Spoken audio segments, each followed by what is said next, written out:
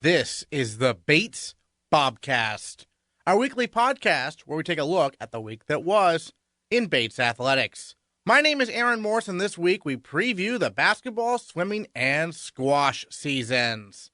They all get going this weekend. Plus, we talk to our Bobcats of the week and look back at the 2017 football season.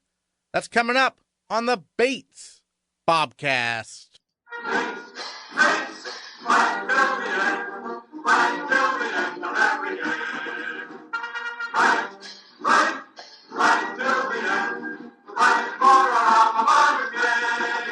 The football team fell 35-14 on the road to the Hamilton Continentals Saturday afternoon to wrap up the 2017 season. The Bobcats scored on the opening drive when junior Kyle Flaherty punched it in from a yard out to give Bates the lead.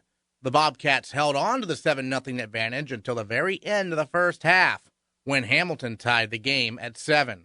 But the second half belonged to the Continentals, with Sam Robinson taking the opening kickoff back for a touchdown. That started a third quarter that saw Hamilton outscore Bates 21-0. Bates did score in the fourth quarter on a 51-yard touchdown pass from first-year Brendan Costa to senior Brian Daly, but it was a little too late as the Bobcats finished their season with a record of 2-7. Head coach Mark Harriman looks back on the game and the year.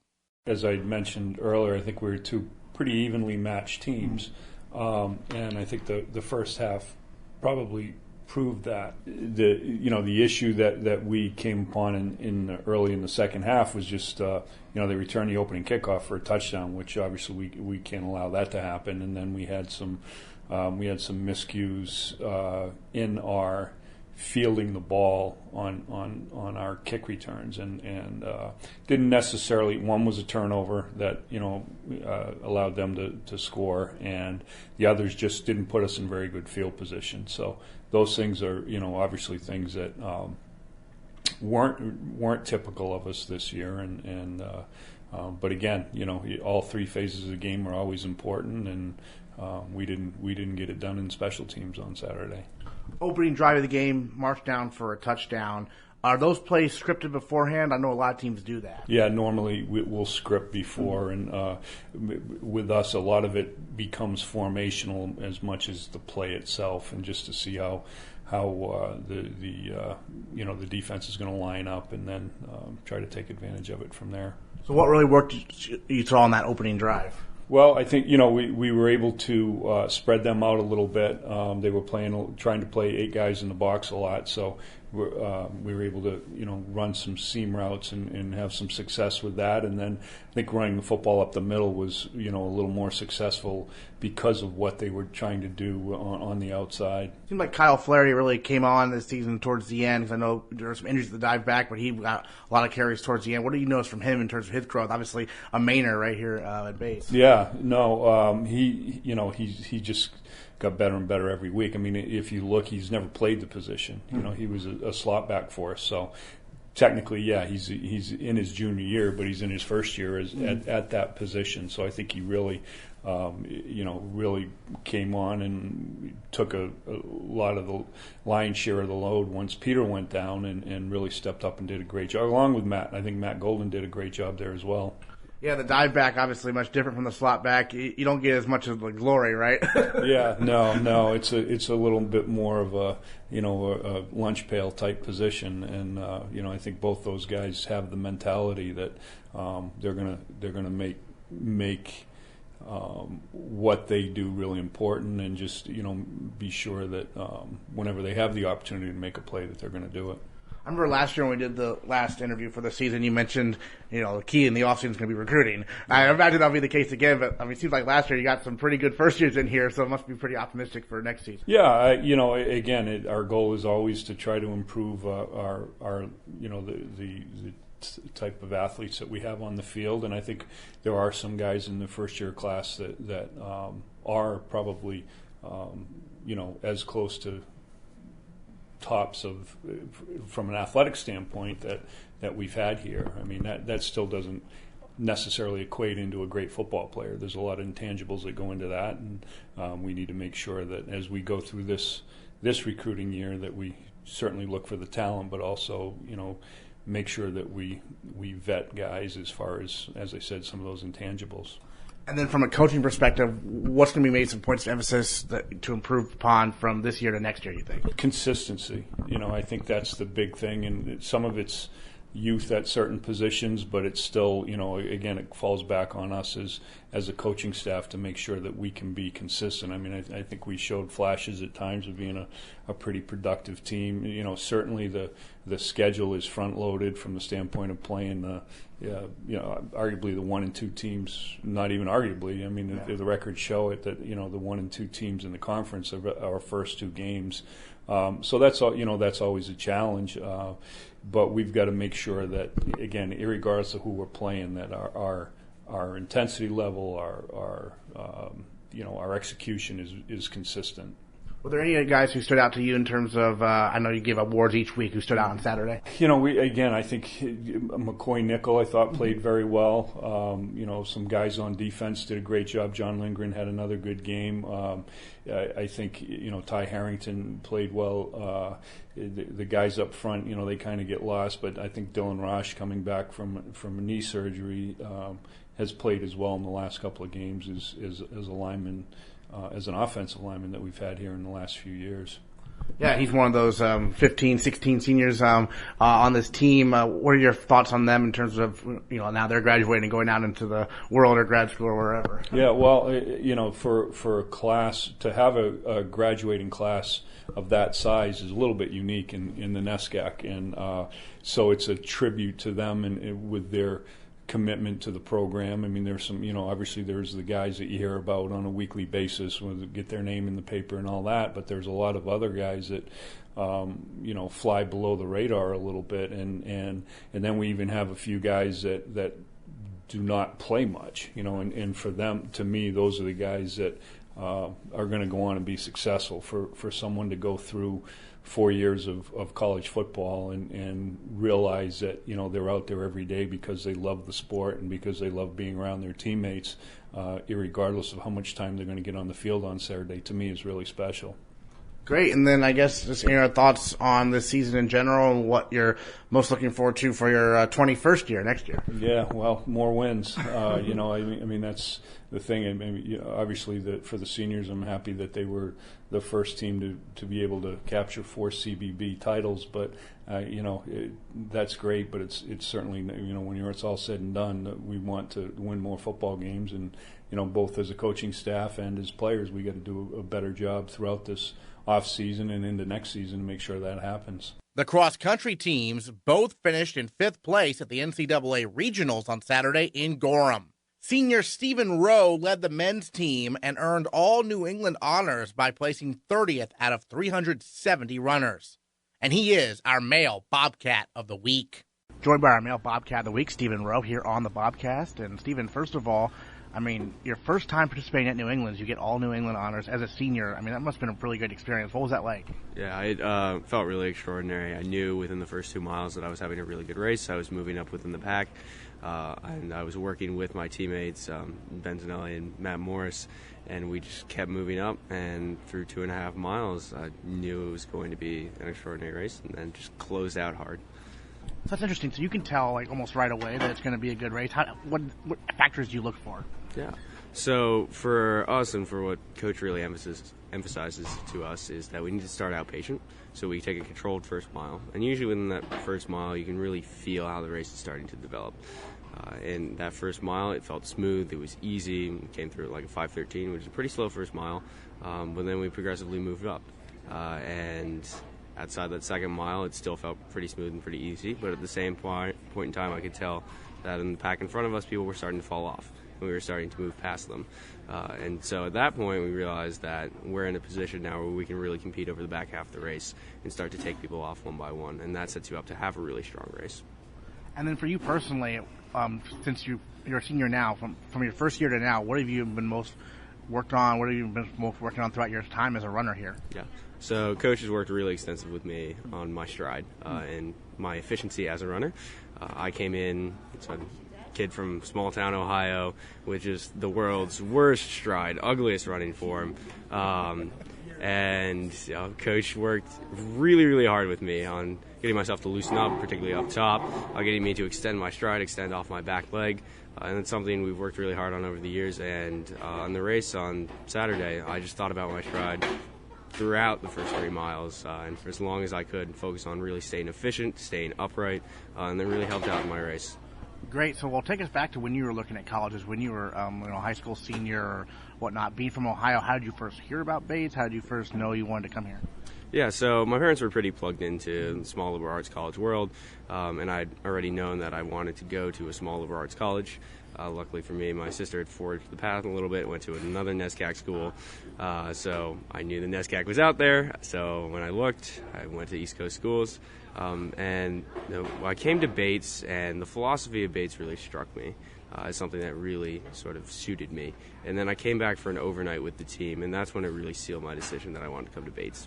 Everyone I met on the team instantly welcomed me in as a community member, didn't treat me differently. Was very interested in what I had to say. I found they were incredibly intellectually curious too and funny, which I thought was really, really special coming from a group of athletes. So I applied, got accepted, came here. My sophomore year, I ended up becoming roommates with my overnight host. So for me, it's been a pretty giant happy circle. And now you do some work for admissions. Tell us about that. Yes, I do. So for me, it's really important to sort of spread the message of the liberal arts. I come from a background, I went to a small rural public school where not a lot of people would go on to college, and those who did almost never went out of state and almost never went to a liberal arts college, in part because there's a belief that liberal arts colleges were simply too expensive for a lot of people to go to, which from Bates' perspective is simply not true. We have a absolutely magnificent financial aid department, and it's really important for me that people understand that liberal arts colleges give you extraordinary opportunities, and particularly Bates has given me extraordinary opportunities, and I just want to share that with every prospective student who comes to Bates. And then do you talk much about your experience as a runner on the cross-country team to prospective students at all? Yes, I do. I think competing here has been really important for my development, not only as an athlete but as a person as well. It teaches you really valuable skills, for example, time management. It allowed me my first year coming in to really structure my day, which helped me adjust to the academic work and the academic course load here. So I think being an athlete has really reflected itself in my academic trajectory as well. So now you're a senior, cross-country season's over. You run track at all? Yes, I do. I run both indoor and outdoor track. What events are you going to be running? So I'm primarily 5K, 10K, but during the indoor season I will also occasionally run a 3K too. Okay, so obviously athletics still going on for you, but are you looking for the future in terms of grad school, jobs, thinking about that yet at all? Yeah, so I've applied actually for a Fulbright combined English teaching research assistantship in Austria. Nice. So that is my number one choice right now. I'm really hoping that pans out. Yeah. And if not, I'm also looking at different jobs and fellowships as well, including the Carnegie Fellowship. So hopeful for the future, and I know Bates is preparing me very well. Well, yeah, we have a great tradition here at Fulbrights, especially it seems like from cross-country and track. That was part of the reason I got interested in the Fulbright program. Yeah. Michael Creedon, who was a senior my first year, won a Fulbright to Brazil, and he was just a phenomenal guy. He was a phenomenal runner and a more phenomenal student, and so I talked with him about the program, and I really enjoyed the process, and I'm looking forward to finding out if they accept me. All right, definitely something to look forward to. Stephen Rowe, our male Bobcat of the Week. Thanks so much. Thank you. The number 16 nationally ranked Bates women's cross-country team received the disappointing news Sunday that it was not chosen as a team to compete at the NCAA championships, in spite of an outstanding season and a fifth-place finish out of 56 squads at regionals. Bates will still be represented at nationals, however, as senior captain and female Bobcat of the Week. Katherine Cook finished fourth out of 393 runners, earning her second straight All-New England honors. Well, certainly a bittersweet week for our female Bobcat of the Week, Katherine Cook, here on the Bobcast. First of all, individually, you had to be thrilled with your performance. I mean, at New England, you got fourth overall, qualifying for nationals as an individual. How gratified were you by what you did out there? I felt like I just had a really lucky day. I feel like sometimes you go onto a course and are just pretty relaxed, and that's how I felt yesterday. And so I was personally really happy with the way the race went. It felt like a satisfying way to kind of finish out the season. The team itself, a fifth-place finish, same as last year. Last year was good enough. This year, for some reason, the committee decided it wasn't. I mean, obviously, you must have been happy with the way the team performed, but some things are out of your control, right? Yeah, so that was something that was really shocking for all of us. The team this year has been so incredible. There's so much talent on the team, and everyone has been successfully beating their own records and continuously just moving up in the ranks. And we beat a lot of really great teams. And so at regionals, the fact that we were beat by some of the best teams in the country should not at all bar the team from nationals. They are 100% good enough. So that's why this is so frustrating. But the team definitely still deserves to be so proud, and still, I think, should recognize themselves as having accomplished amazing things this season. As one of the leaders on the team, I mean, when you found out the team wasn't going, did you say anything to your teammates or anything? How did that go? We actually just kind of all sat in silence for a few minutes, but really, I hope they know that my time I just wish they were all there too, and they 100% deserve to be there, and that when I race, it'll be for the team. And I want to wear all 7 of their numbers while running this. And but the younger girls on the team will definitely have this chance again. And I'm just really grateful to have had all the races that I have with this particular group, because I think it's the best team that we've had in a long time. So talking strategy-wise, you're going to be running by yourself. I mean, you have all the team with you, in your mind, but realistically, you don't have the people to run with you normally do. So what do you think that's going to be like? Have you talked to anyone about what that can be like? I have not talked about that all that much yet. I think it'll be. I've never traveled and run a race by myself before. I think it will kind of be me fighting through a sea of strangers and trying to find my place. I'm going to do the very best I can with that, and I think there may be a runner or two from some neighboring colleges. Like there's one individual qualifier from Bowdoin who I hope that I can kind of buddy up with, and maybe we can create a little pack together. But besides that, it'll just be a challenge to see really what fighting through a sea of people can be like on my own. I imagine, you're a senior, and luckily you got to compete at nationals as a team last year. But I imagine for like some of the younger runners, this serves as great motivation for the future, doesn't it? Oh yeah. So Jay actually sent us out little notes, just motivating us, being like, okay, so next year we're coming back with a vengeance. Like everyone get ready and everyone know this. And this team never ceases to amaze me. So even though we were very prepared this year, I know that they'll be prepared next year and the year after that. And the year after that, there are a lot of really powerful, strong, determined women, and this will by no means be the last chance for them. I'm sure you talked with some of the alums already about what's ahead, right? Yeah, a little bit. A lot of people are just really shocked about the team not going, so I've just been like kind of deliberating about what's this next week going to be like. It was just a quick change of plans, and the alums are just ultimately they've just also expressed kind of equal shock. Yeah. Right, for sure. Do you know much about the course you're going to be racing at? I don't yet, to be honest. I should know it more. I think it looks like a few loops, like kind of maybe around a field and into some woods, but it looks like probably 2.5 loops. So I assume it's probably going to be pretty flat, because the course later in the season are also it's the Midwest. There might be like a little like foot high incline, but that'll be it. So let's hope. All right. Well, any other thoughts on the season as a whole? Obviously, another great one for the team, and some things you just can't control. Yeah. Gosh, the season as a whole.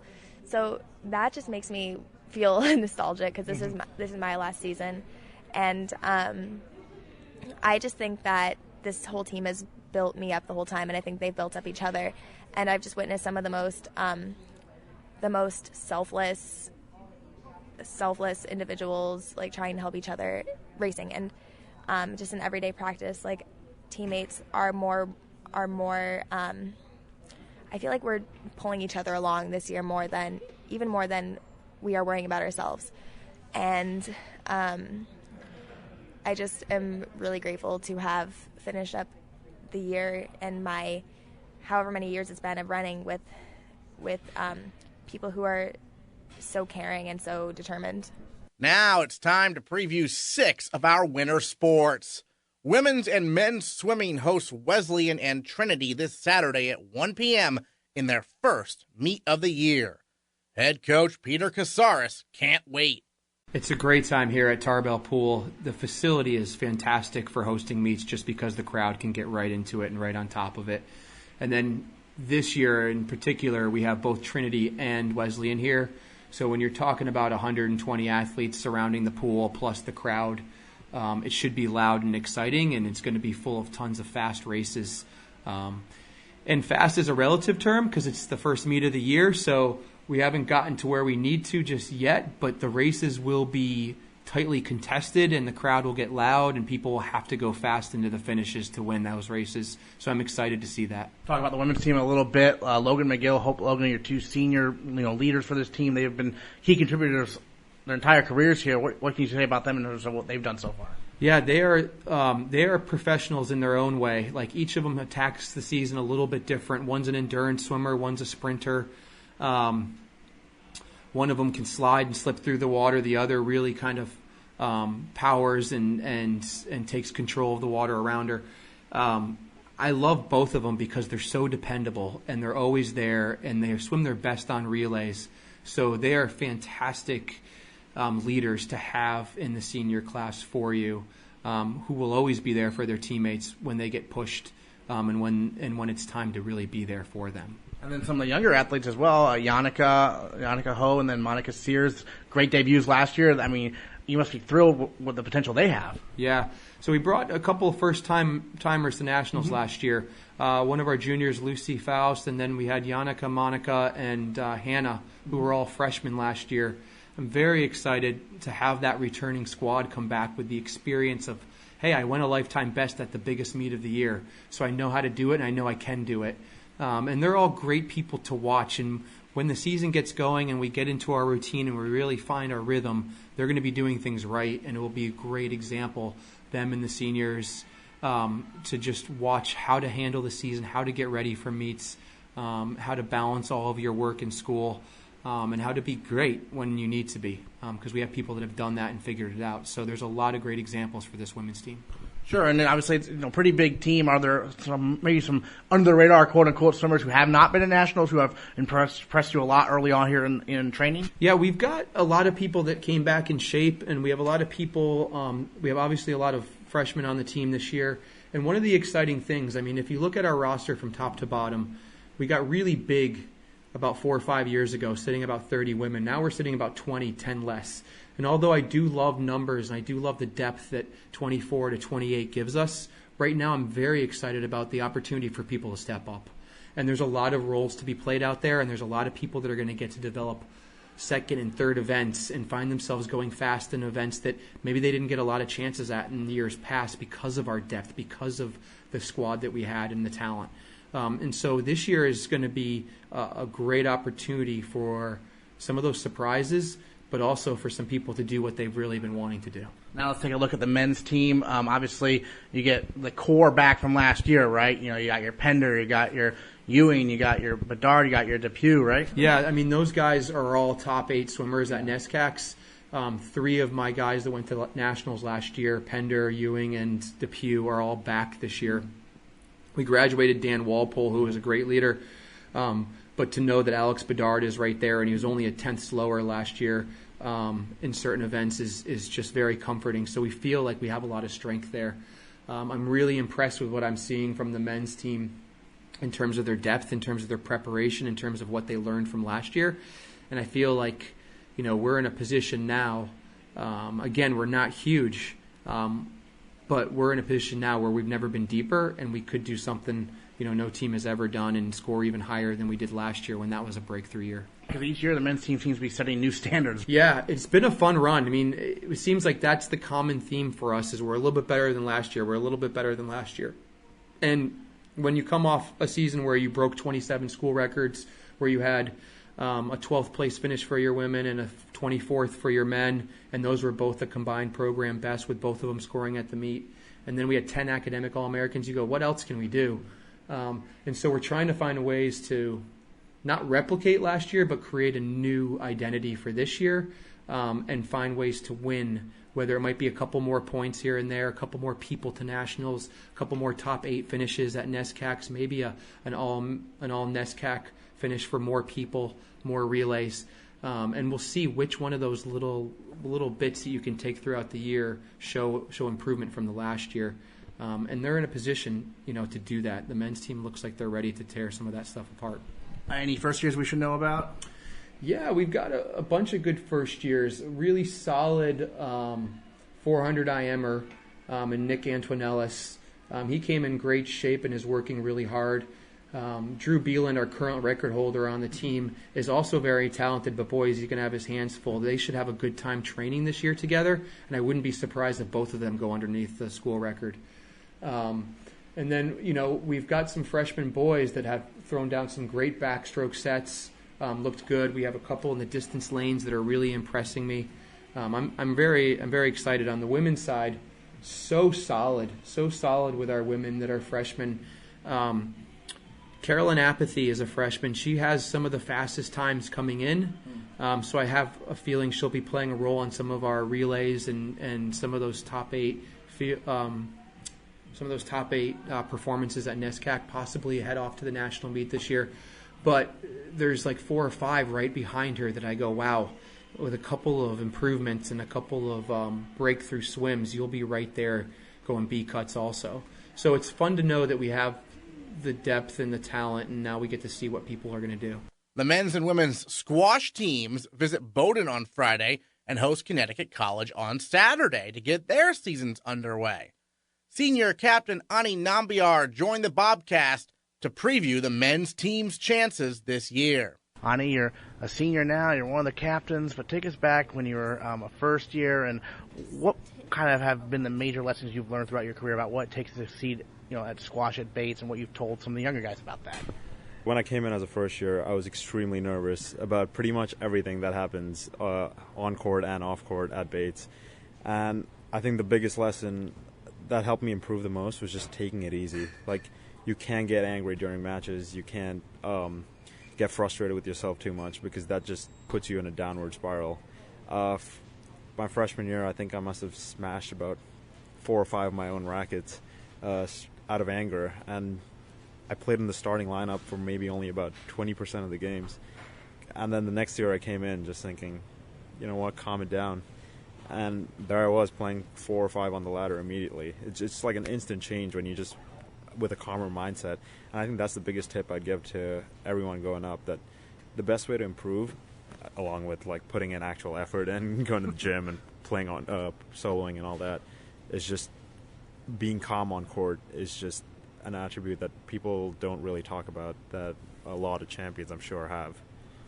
Sure, you guys are constantly competing against each other in practice for spots in the lineup. What's that like? So that's another one, because when you come in as a first year, you're thinking, oh, all the coach sees is our challenge matches and how we play against each other. And then you realize that more important than beating your opponents is to beat beating your teammates is to beat your opponents on other teams. And you don't really realize that as a first year, which is why the matches can get really heated. And you'll notice that, like, we don't put out these videos, but you'll notice that, like, within the team, there's a lot more temper flying around, because you don't want to be beaten by your teammate that much. And I've just realized, again, as you grow older, you'll see that the kind of anger just goes down, and people are just calmer as they progress, and the juniors are calmer than the sophomores, who are calmer than the freshmen. And I feel like just there's a lot less anger going up as you start maturing a little bit more on court. We did a short video on this, but what was it like to have your first practice of the year with Coach Kosker there at midnight?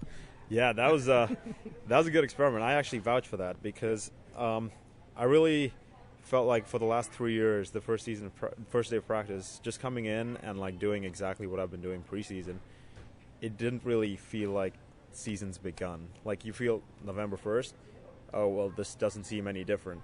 So I felt like having that practice at midnight, even though some people may not have enjoyed it, some people enjoyed it more. And, like, it's tough to stay up at 1 a.m. and play a challenge match. But having that practice at midnight really announced that was the start of season, and people felt that. And well, they felt that the next morning too when they couldn't wake up for their classes. But especially that night, they knew season had officially started, and I loved it. Absolutely. I know you were all academic NESCAC last year. How do you balance the squash, because there's a lot of dedication to it, and then also the academics here at Bates? Yeah, that's always been a talking point for me, because like I've been watching my captain my freshman year was Nabil Salim, who was really good at balancing. He played very high up on the ladder and maintained his absurdly high GPA. And you just learn to like prioritize your events.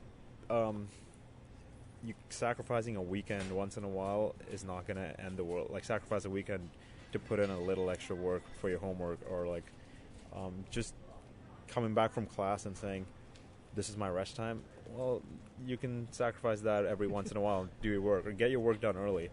And I'm sure most of the people, most of my friends you talk to would say, this kid doesn't study, he's spending all his time playing video games, or like playing squash, or just sitting around watching movies, which is just like, you just have to be efficient with your time, really. When you're studying, you're studying. When you're playing squash, you're playing squash. But you can't be thinking about playing squash while studying, or thinking about studying while playing squash. And if you efficiently utilize your time, that's probably the best advice I can give you. Absolutely. Well, it's a young team. You're the only senior. Tell us about some of the first years we'll be introduced to this year.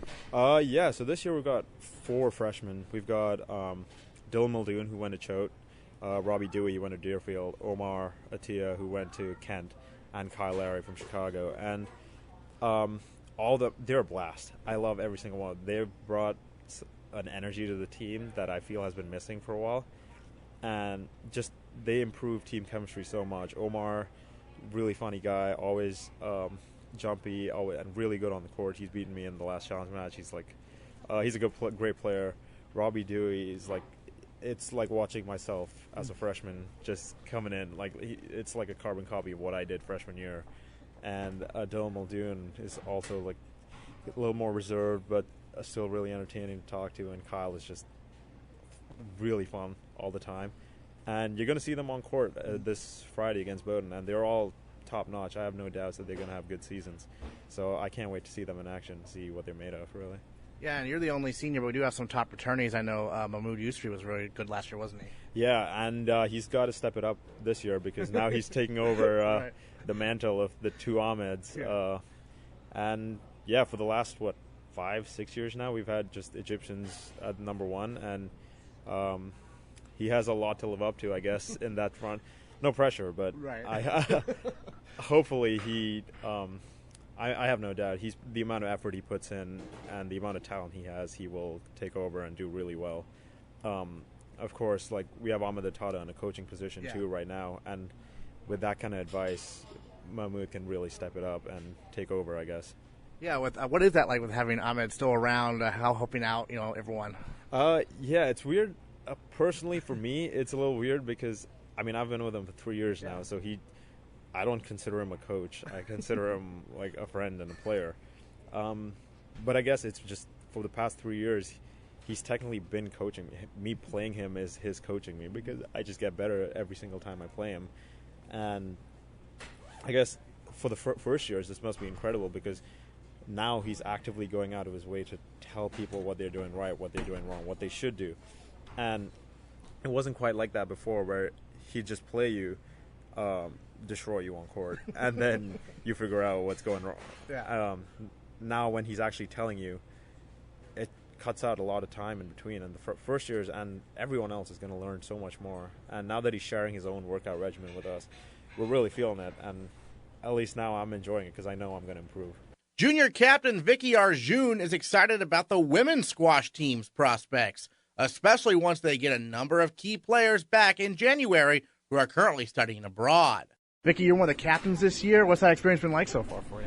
It's been a whirlwind, honestly. It's been super busy trying to manage preseason and during season practices. It's been quite, filling in my schedule has been pretty rough, but it's always something to look forward to in the afternoon, going to practice with the girls and seeing them super excited to play. So it's been great. I know not a lot of people are studying abroad this fall, so they're a little bit undermanned team, but for the first years, that means they get to play right away against some good competition, right? Right. We have a bunch of super enthusiastic first years, both Katie and Maeve, who are veterans of squash, and they've been playing like for a while now. They've been super excited to play on the college team. Rhea, Tiffany, they're both like super enthusiastic and work extremely hard at practice. So it's been really great having a new and young group in to really man up on the team. So yeah. And you've got Lutza here in the fall, and she's obviously playing at number one, I'm sure. And so it must be nice to have that top player still there, right? Yeah, no, it's like having 3 abroad is pretty tough, but she's always extremely like motivating for the team because her work ethic really sort of pushes everyone's levels up, and it's great to have her presence there. So what have the challenge matches been like so far? I know that's the basis of the practice time, right? We've had a couple. So during preseason, we kind of created this mini tournament on your squash. So based on everyone's rankings, you play a different person on the team, and then since season has started, we've played a couple of like mock like Garnet v White tournaments with the men's team, and everything's been going pretty smoothly so far. Been extremely competitive. It's always great being in the same building as the men's. Sort of like they motivate you like between games, and it's been a real good preview to what the season's going to look like. You're a junior now. What do you think you've learned so far throughout your time, what it takes to be a success at Bates in terms of squash, and what you try to relay to the younger kids? Well, time management is a huge skill of mine, and I've learned that from boarding school for prior years before coming to Bates. I think that trying to tell them to really, put their academics first, that's like our number one priority. If you're ever like in a stressful position, like you always have like 20 other people on both teams to help you, and you're not in this alone. We've all been there. We've all been first year, so like we've had the same exact experiences, if not very similar.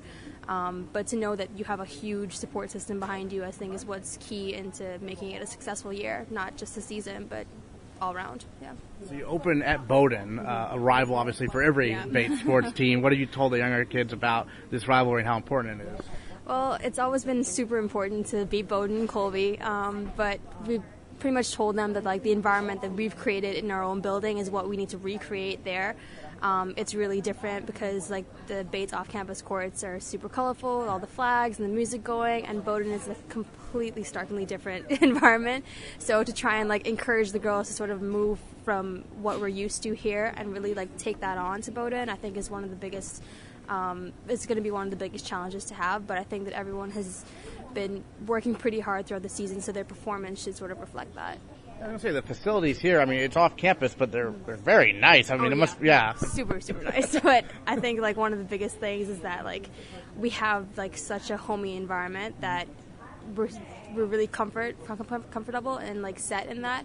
And I think what's the most important is sort of, like, taking that over to, like, another court. And sort of, like, everyone's going to be a bit shook because it's our first away and our first official match of the season. So to really, like, recreate that environment there is what's going to be key to us. Any other thoughts on the season coming up for you? I'm actually really excited because, as you said, like, we have a super young team. And I think that that's going to be, like, really instrumental in, like, making the next at least 2 years of my career here really memorable. We have a lot of experience, people coming from very different backgrounds, so I think everyone like contributes one different perspective, and it's going to be great. Like having the 3 girls come back from abroad, it's just going to be like a whole new level of Bates squash, and I'm really excited to look forward to it. Let's take a look at the men's basketball team with head coach John Furbush and senior captain Shawn Strickland. They compete in the Maine Maritime Tournament this weekend. The Bobcats' first game happens to be a non-NESCAC game against NESCAC foe Trinity. Coach Furbush, I'll ask you first. Opening with a NESCAC opponent, that's throwing these guys right into the fire, isn't it? Yes, and we're playing a team that is about as physical a team in Division III. So the first years that get a tickle of playing time will know what they're in for right out of the gates. So, but it's a great early test for us. One of the advantages to playing Trinity is that they have as few as practices we have, and so I think that we'll be on an even playing field from a preparation standpoint. And then, Shawn, how much are you looking forward to seeing a NESCAC opponent right away? I'm really looking forward to it. A lot of teams schedule like easier games on in a year just so like players can get their feel right, and they're still trying to learn their playbook and everything like that. But with us open up against Trinity, it'll just be a good test for us early on to see where we're at in terms of our toughness, in terms of how cohesive we are on the court together, and I'm really looking forward to it. For you personally, last year you missed most of the season because of an injury. You were able to come back there at the end. How are you feeling now, and what did you learn from that experience? Oh, I'm feeling healthy now for, the first time in a while, but I learned a lot just being able to watch the game as opposed to playing in it. So I just learned, I think the most important thing that I took away from it was just to be more patient in a lot of the things that I do. Just coming off ball screens and being patient, kind of letting the play develop before you attack and pick and choose which way you want to go. And I think just, taking a step back from the game and seeing the way that plays develop when you slow it down, really will help my game a lot this season. Excellent. Well, Coach Furbush, I think the question on everyone's mind right now is this is the first year in a while you haven't had the Delpeche twins there in the paint, so it's going to be a very different looking Bobcats team, isn't it? Yes, it will be. I think defensively, where we won't have as much rim protection, I think the offensive game plan will probably be our best defense. I think that we're going to apply a lot of pressure on teams' defenses by the way that we play. So, hopefully our guards understand that you can't get beat off the bounce as much as you used to, Shawn. So I think that the way we're going to play will be really helpful for us to have success in the early season without those guys. And then from a guard's perspective, it's kind of the guards show this year, isn't there? There's a bunch of them. Yeah, absolutely. It'll be a fun, fast-paced game for us to play, and like you mentioned earlier, we don't have the twins anymore, so physically we can't be the tallest team in the league, but I think we can be the toughest. We can be, the best coached. We can also play with the most pace. And I think when we really focus in on the keys to what we can do as a unit this year to be successful, then the only people that can hold us back is ourselves. Great. And then there's one big guy coming back though, Nick Lynch. Certainly he had a good year his first year. Got hurt last year, just like Shawn, but he's back too, right? Yeah, Nick's back. He's healthy. He looks really good. And we're going to throw him right into the fire, partially because we have no other option. But he has had a great preseason. I think he's in better condition than he was 2 years ago as a first year, and I think that he's going to be an effective player. Again, with how we play, I think that even though he's a quote-unquote big, he gets up and down the floor really well, and he doesn't know any other way how to play than very hard.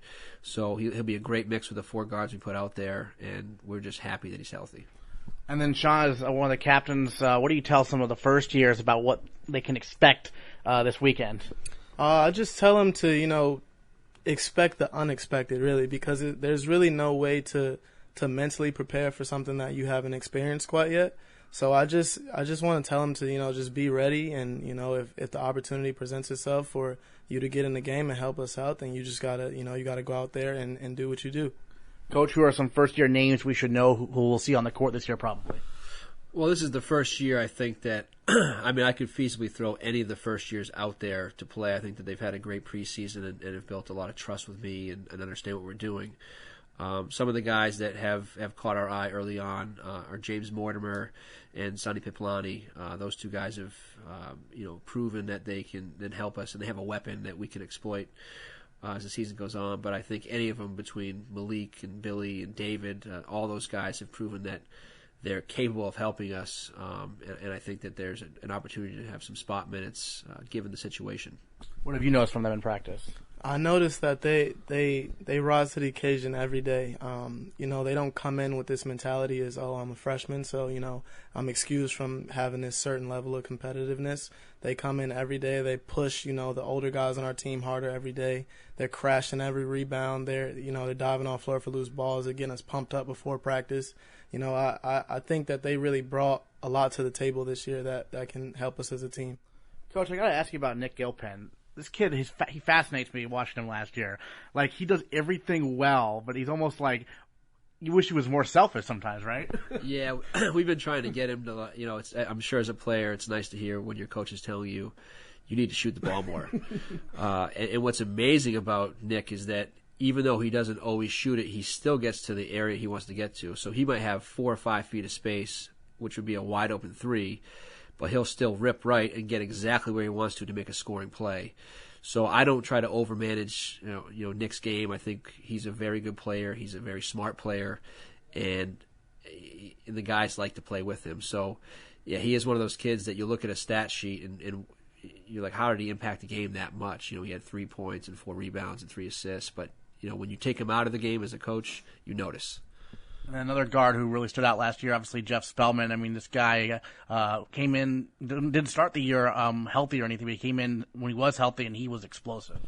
Yeah, one of the things about Jeff that was great that, only a handful of people would understand is that when you miss 11 or 12 games and you come into practice when you first get healthy and you know all the plays and you know exactly where to be, I mean, it was like, he was paying attention every day when he was out. But, yeah, Jeff does some things that I can't teach. I mean, he's able to move a certain way. He's got great body control. He makes a lot of scoring passes. He can get his shot anytime he wants. And I think that now that we have more of an open paint concept, he'll be able to drive in there and make some plays that we weren't able to in last year. And then, Shawn, what's it like to play with these fellow guards? They're a little bit younger than you, but obviously everyone shares kind of the point guard role, don't they? Yeah, this is my first time really, being on the court with Nick Gilpin, and I love it a lot. I mean, like Coach Furbush says, sometimes he turns down shots. But when he turns down those shots, he sort of gets into an area on the court where he can make a better scoring play for someone else on the team or take it himself. And just this past weekend was my first time really playing in a game, like in the same lineup as he was. And I could automatically feel he just has a good feel for the game. He knows exactly where to be. He knows where to put the ball, and it's really fun playing with him. I understand we've had a kid emerge in Galloway as sounds like he's finally healthy, right? And he's been pretty impressive. Yeah, Brandon for 2 years has not been healthy, and he's he's what people would think he's like a 2-3 positionally. We have him at a backup 5, which is in some ways scary, but he's a really strong kid, high IQ. So where he maybe lacks some height, I think he makes up for with his IQ.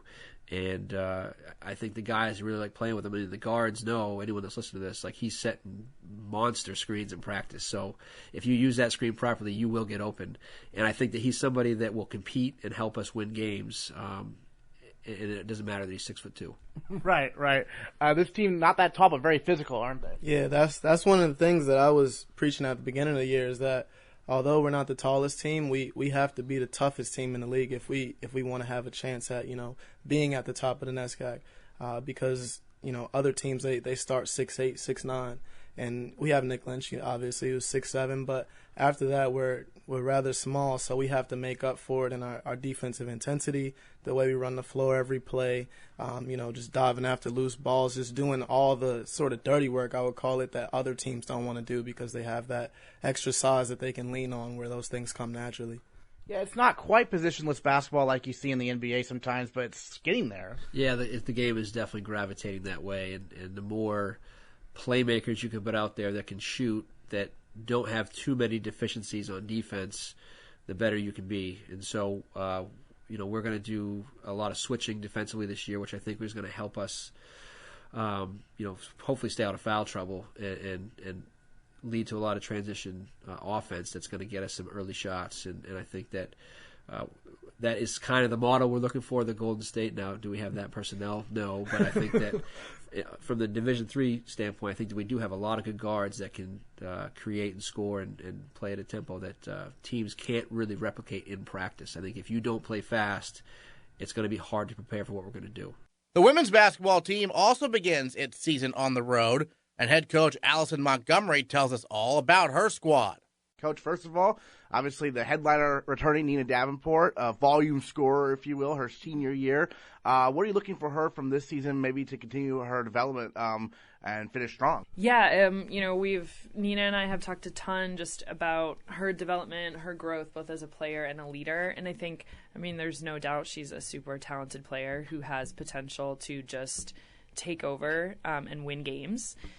So I think for her, the trick is just consistency, being able to kind of perform at that level a bit more often. And I think a big part of that has just been focusing on developing her ability as a leader and sort of, I think leading our team both in terms of like having good mental toughness and then, just, playing through adversity, playing through ups and downs, which is, just a part of competing in general, but definitely on the basketball court. So just looking for her to do what she does, but to do it a lot more consistently. Third season as head coach here at Bates. What are some similarities or differences you notice about this year's team compared to the last couple of years? Yeah, I mean, I think we'll be pretty different the way that we present on the court, where we don't have a post presence. Like in losing Ali Capola, we don't really have a big post presence yet that we've established yet. So we are hoping to use our strength of being a little quicker, having some talented guard play. So we want to play more up tempo. Like, even in Nina being a post player for us, she's our fastest player.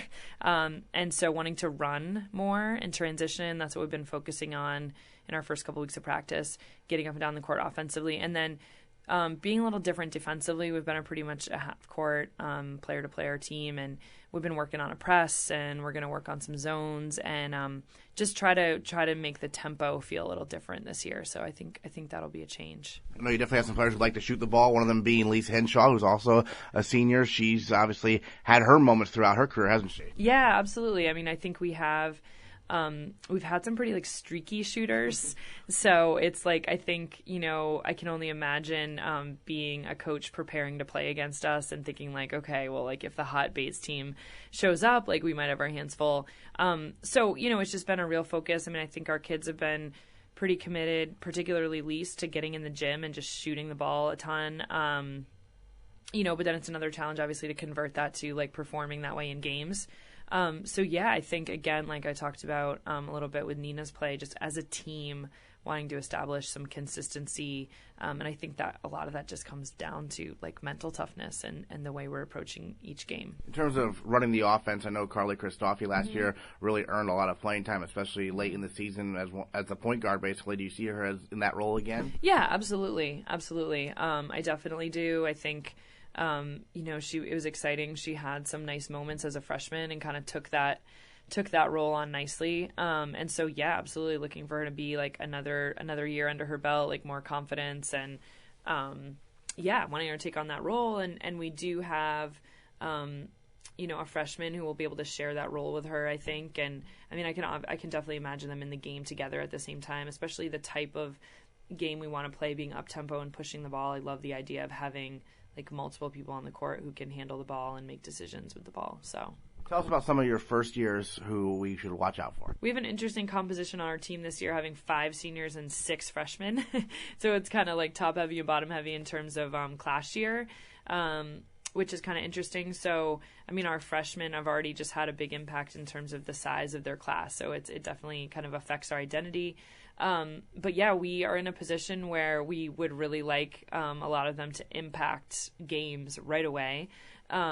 So we have, I mentioned, a point guard who will share some minutes with Carly's, Julia Middlebrook. She just, thus far, I mean, it's so early in the year, but just thus far, she's really impacted us with really good energy.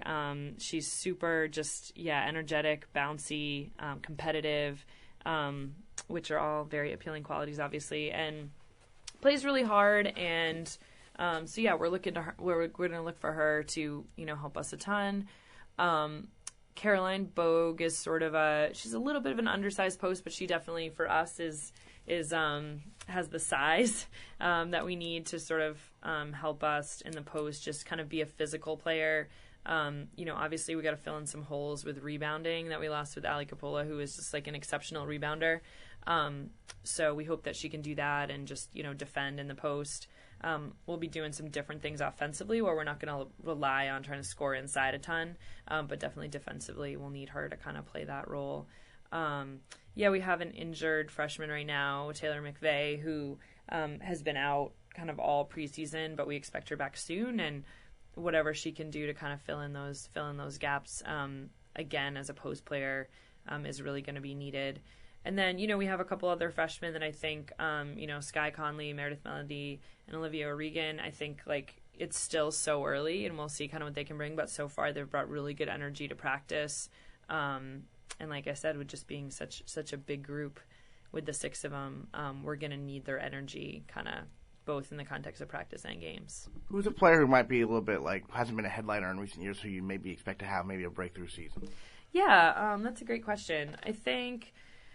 Erica Lemire, when she went out last year with a ACL tear was kind of just hitting her stride. Like, she was coming off a great game, just shooting the ball well. I think, like, when she's healthy, she's kind of one of our better natural shooters. So she's coming back from an injury and is progressing well. So that will just kind of be interesting to see kind of how she comes back and sort of what her progression is there. So that would be great if she could kind of hit her stride. And we're definitely looking for Lexi Nason, our senior captain, who's been so consistent and so solid for us and just played really key minutes throughout her career during my time here. And so would love her to just kind of expand that role. She's out right now with an injury, but would love her to, to continue to bring what she brings, but also like really step into that role. And I mean, I think we've had, a couple other seniors that just have had really solid careers. I think Emily Friedland has a good potential to just really help us defensively, particularly with the type of defense we're trying to play, with being more pressure and full court sort of defense, which she's really good kind of on the ball. She's quick. So great. You mentioned Nason being the captain. Is that voted on by the team, or do you assign that, and what qualities make her such a good leader? Yeah, that's a great question. We did something this year where we actually, the team voted on it, but we did an interview process where anyone who was interested had to kind of submit essentially an application, like, this is why I want the job. And I created, as a coach, I created the job description for what I think it is. I think so often what a captain is and what the expectations are just sort of, it's just kind of assumed, like, everyone knows what it is. But I think we realized there was a real need to actually flesh that out and what the expectations are, both just, in terms of my expectations as a coach and what we expect as a team. So that was a really good exercise for us as a team. I think it really allowed everyone on our team to have a voice and to ask those candidates questions. And we were able to work through a lot of things on our team, I think. Essentially, what emerged from that is, you've heard me mention it like 4 times, but consistency is something that we've lacked, and something that I think everyone recognizes that we need. So while, we have 5 seniors, and while all of them have huge strengths and bring a lot to our team, Lexi's just emerged as the one who is most consistent, both just sort of in our personal relationships with everyone and then also what she brings to the court. So I think our team just sort of, she was unanimous, and I think our team just kind of decided, like, we really value consistency and that's what we need, and this person does it all the time and we can rely on that. And so that's, I was kind of proud of that from our team, because I definitely agree. But we do have a leadership group that is comprised of 4 of our seniors who were all candidates for captain, because they all bring really valuable things, and we certainly need them all to do all that if we're going to have some success. So, going off the court a minute, you were part of the Student Athlete Advisory Committee that raised $1,300 for the Red Cross Disaster Relief Fund over the weekend. How did that process go? I think so Becky Woods, the Nordic ski coach, and I are just leading that group this year. Our vision is that they just sort of lead the group, and we are just kind of there as a sounding board, and they tell us what they need, and then we see kind of what we can do to help. But this initiative, for the hurricane disaster relief, is a NESCAC-wide initiative. So every school in the NESCAC is doing something similar to try to raise some money. So what they came up with was tabling, which is a pretty common thing to do to get the word out about something and raise money. But they tabled in Commons and then during a football game. But we just we realized the key to raising that amount of money in like 3 days, but really like a total of 6 hours of tabling, was that people were able to use the Venmo app. Oh, interesting. Yeah. So because so out in there, kids were on the SAC committee were people people don't have cash, and they're not gonna give us cash. So if there's an easy way to do that, so that was their genius, and their that generation's mind, which I recently just learned about Venmo, but so that seemed to really help, and obviously it's a great cause that I think pull on a lot of people. So. But they did a great job of kind of committing to that and having good energy around it and raise some nice money. Next time on the Bates Bobcast, we'll recap the first winter sports weekend and how Katherine Cook does representing Bates at the NCAA Cross Country Championships. That's next time on the Bates Bobcast.